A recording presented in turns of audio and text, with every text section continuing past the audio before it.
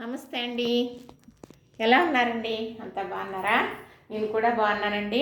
మరి మా మహాలక్ష్మిని ముత్తాపు చేయడం మీకు నేను చూపిస్తాను. ఎందుకంటే ఇంతకుముందు అలంకరణ చేశాను చక్కగా.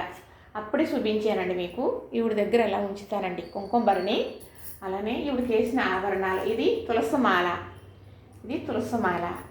అలానే ఇవి ఎర్ర పూసలండి. పగడాల్లాగా ఉంటాయి అన్నమాట. ఇవి ఎర్ర పూసలు. అలానే ఇది కూడా అలానే పగడాల్లాగా ఉంటుందండి. ఇదిగో ఇవి ఒరిజినల్ ముత్యాలు. ఇవి చాలా చిన్నవి కొనటమే అలా కొన్నాను. సరే అమ్మవారి మెళ్ళ వేద్దామని చెప్పి ఇలాగా వేస్తూ ఉంటాను అన్నమాట.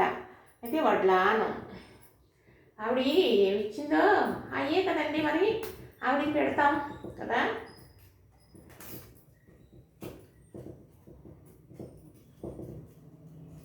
ఇదిగోనండి వడ్లాను తీసేసాను. ఇప్పుడు ఇదిగోనండి చున్నీ, చక్కగా చున్నీ. ఇవి మళ్ళీ కొంచెం వాష్ చేసేసి ఆరబెట్టేసి మడత పెట్టేస్తానండి. చూసారు కదా, ఇప్పుడు క్లియర్గా కనపడుతున్నారు కదా. ఇప్పుడు నేను ఇది క్లాత్కి కొంచెం తడి చేసుకుని ఇప్పుడు పసుపు కుంకాలు ముందుగా పెట్టాం కదా, ఇవన్నీ ఇలా తుడిసేస్తానండి. ఇలా తుడిసేసి ఇప్పుడు ఇలా తుడిసేసి పసుపు కుంకుమ తుడిసేసి చెవుల దగ్గర ఇలాగ అమ్మవారి ముఖం, ఇక్కడ గంధం కూడా నేను ఇలా పెడతానండి చెక్కుళ్ళకి. ఆ గంధం కూడా చక్కగా తుడిసేస్తాను. అయితే నేను అలంకారం చేయడం మీకు చూపించాలి అని ఎప్పటి నుంచో అనుకుంటున్నానండి. మా ఇంటికి ఎవరు వచ్చినా కూడా పూజా మందిరం దగ్గరకు వచ్చేస్తారండి. ముందు కాదులండి, వెళ్ళే ముందన్నా సరే వచ్చేస్తారు. ముందే రాకూడదని తెలుసు. ముందుగానే మనం మందిరం దగ్గర తీసుకురాకూడదులేండి. ఎవరన్నా వస్తే మనం వెళ్ళే ముందు తీసుకొచ్చి చూపించవచ్చు. మన పూజా మందిరం మనకు నిండుగా చూపించాలి అనిపించినప్పుడు. అందుకని కొంచెం మురుగ్గా ఉండాలి, వచ్చిన వాళ్ళకి ఎదురుగా ఉండకూడదని దేవుడి తలుపు కూడా వేసేస్తారు ఒకవేళ ఎదురుగుండా ఉన్నా. ఇప్పుడు చక్కగా తుడిచేసానండి. ఇలా తుడిచేసాం కదా, ఇక్కడ చెవును కూడా ఉంది. కుంకుమ తుడిచేసాం కదా. అంటే అలంకరణ చేయడం అనేది చాలా సంతోషం అన్నమాట. ఆనందం అనిపించదు. చక్కగా తుడిచేసాను కదా. ఇప్పుడు ఇలానే ఈవిడి మట్టి విగ్రహం అండి. మట్టి విగ్రహం మామూలుగా ఈ విగ్రహం పెట్టుకోకూడదని, రాతి విగ్రహం కానీ పాలరాడు కానీ ఇది పెట్టకూడదంట. అందుకని వద్దన్నారండి, గురువారీలు చెప్పారు. ఎప్పుడో తెలుసు నాకు ఈ మట్టిదే పెట్టుకుంటే మంచిదని. పెద్దమ్మలో అలాగే అమ్మమ్మలో ఉంటారు కదండి పెద్దవాళ్ళు. అప్పుడు ఈ రాతిది మట్టిది ఎంత పెద్ద పెట్టుకున్నా పర్వాలేదు. ఇది గంధం అండి. ఇది గంధం చక్కగా అంటే ప్రమిదలో వేసుకున్నానండి నేను. ఎందుకంటే ఇది గట్టిగా అయిపోతే ఇత్తడి గిన్నెలోంచి రావట్లేదు. అందుకు మట్టిది ఎంత విగ్రహం అయినా పెట్టుకోవచ్చు అంటండి. అదే కనుక రాడిది అయితే పెట్టుకోకూడదు. షోకేసుల్లో పెట్టుకోవచ్చు అంట, కానీ పూజా మందిరంలో పెట్టుకోకూడదని గురువారీలు చెప్పారండి. ఇంకా నేను తెలుసు నాకు.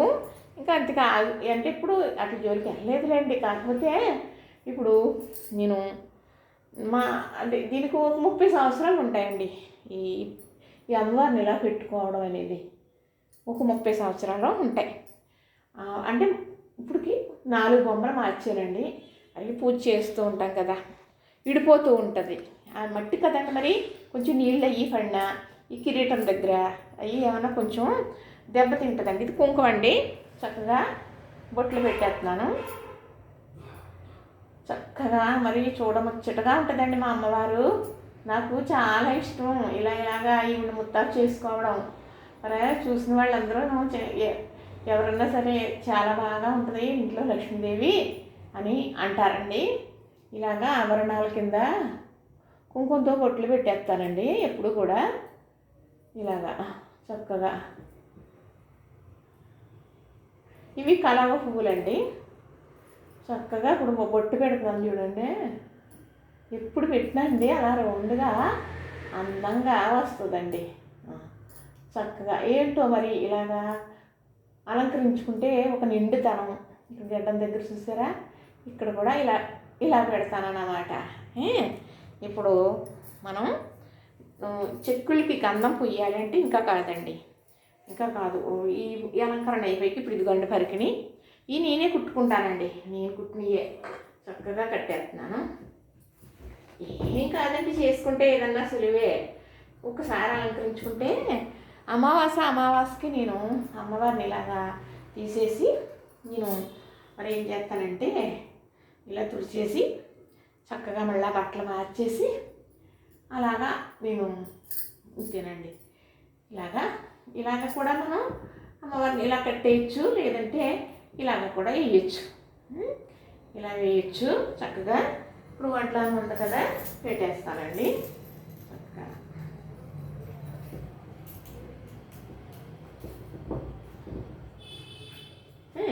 పెట్టేయాను అంటే మరి ఇవి కొంచెం చేతులు అయ్యి అడ్డొస్తాయండి, అందుకు నువ్వు వేయడం అవ్వదు. ఇంకోండి తులసమాల వేసేస్తున్నానండి చక్కగా. ఇప్పుడు ముత్యాలండి, మంచి ముత్యాలు. మరి ఆవిడ ఏమిచ్చింది మనకి, అయ్యే ఆవిడకి ధరిస్తాం మరి, అంతే కదండి.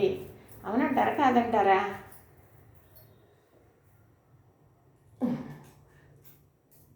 అంతేనండి. ఏముంటుందండి, ఏదన్నా మనం చేసుకోవాలనే ఒక ఇష్టం ఉంటే ఎంత కష్టమైనా కూడా చేసుకోవచ్చు. అందులోకి దేవుడికి చేసుకోవటం అంటే మామూలు అనుకుంటున్నారా? నేను 30 ఏళ్ళ నుంచి ఇవిడికి పూజిస్తూ ఉన్నానండి. వరలక్ష్మి వ్రతానికి వాళ్ళు వీళ్ళు పిలుస్తారు కదా, అమ్మవారిని అలంకరణ చేసి పిలిచినప్పుడు వెళ్ళినప్పుడు చూస్తే నేను ఇలా చెయ్యాలి అని నాకు అనిపించిందండి.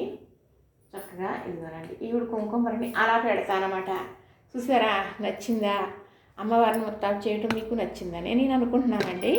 చక్కగా నేను మరి దేవుడు సర్దుకోవటం కానీ, దేవుడు సమానాలు కానీ ఇవన్నీ క్లియర్గా మీకు నేను చేసుకునే విధానం వీడియోలు పెడతాను, చూడండి. మరి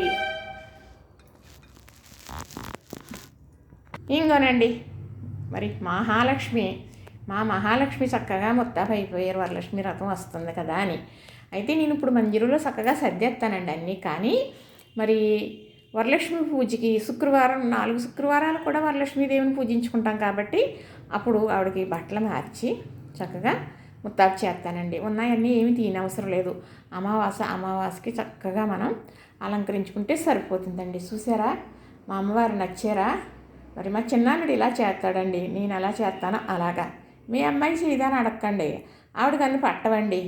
మరి వచ్చినప్పుడు అమ్మవారికి బట్టలు ఉంటే వస్తాయి అనేసి పట్టుకెళ్ళిపోతాడు. నగలు ఇద్దరం పంచుకుంటామండి. ముస్తాబు చేయటం నాకన్నా ఇష్టం అండి మా అల్లుడికి. చూశారు కదా, నచ్చింది కదా. ఇంతేనండి. లైక్ చేయండి, షేర్ చేయండి, సబ్స్క్రైబ్ కూడా చేసేయండి మరి.